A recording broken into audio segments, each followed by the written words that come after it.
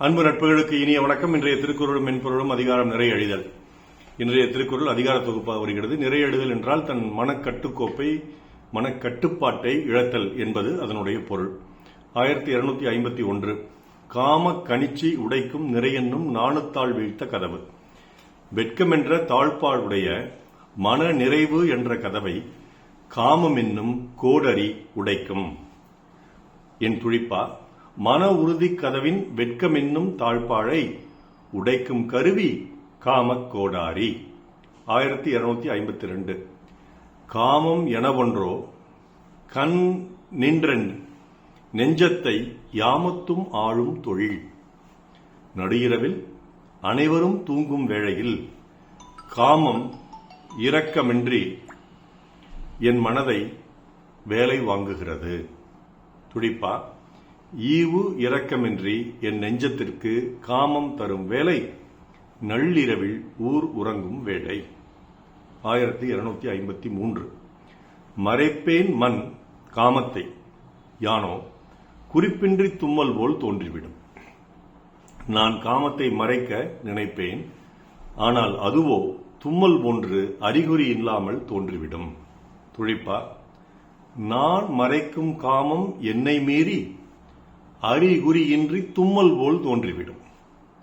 1254 நிறை உடையேன் என்பேன் மண் யானோ என் காமம் மறை இறந்து மன்றுபடும். நான் மன நிறைவுடன் மனக்கட்டுப்பாட்டுடன் இருக்கிறேன் என்று ஊருக்கு சொல்கிறேன். ஆனால் மறைத்து வைத்திருந்த காமம், நான் மறைத்து வைத்திருந்த காமம் பொதுவெளிக்கு வந்து விடுகிறது, தானாக வந்து விடுகிறது. துடிப்பா, காதலை மறைத்தேன் என்னும் என் வாய் மறைந்திருந்த காமம் மன்றத்தில் வெளிவரும் தோதாய். 1255 செற்றார் பின் செல்லா பெருந்தகமை காமநோய் உற்றார் அறிவது ஒன்று அன்று.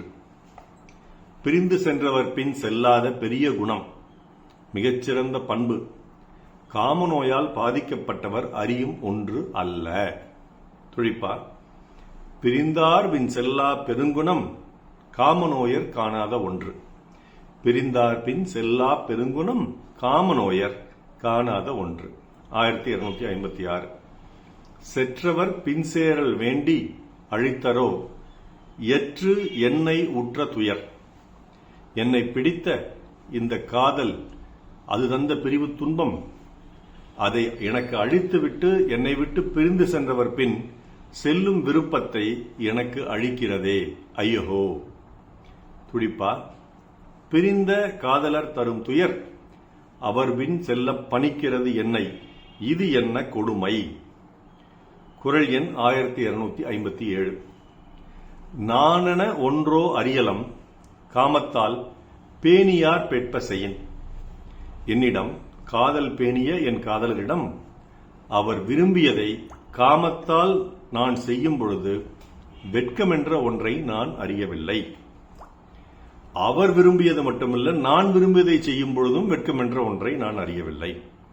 I don't understand the one called as shyness when I do acts out of lust to the likings of me or my lover. துழிப்பா, காதல் கொண்டவர் விருப்பப்படி காமத்தில் நடக்கையிலே வெட்கமென ஒன்று நான் அறியலையே. 1258 பன்மாய கள்வன் பனிமொழி அன்றோ நம் பெண்மை உடைக்கும் படை. பெண்மை என்ற கோட்டையை தகர்க்கும் படை என்பது பல மாயஜாலங்கள் செய்யும் காதல் திருடனின் பணிவான பேச்சு.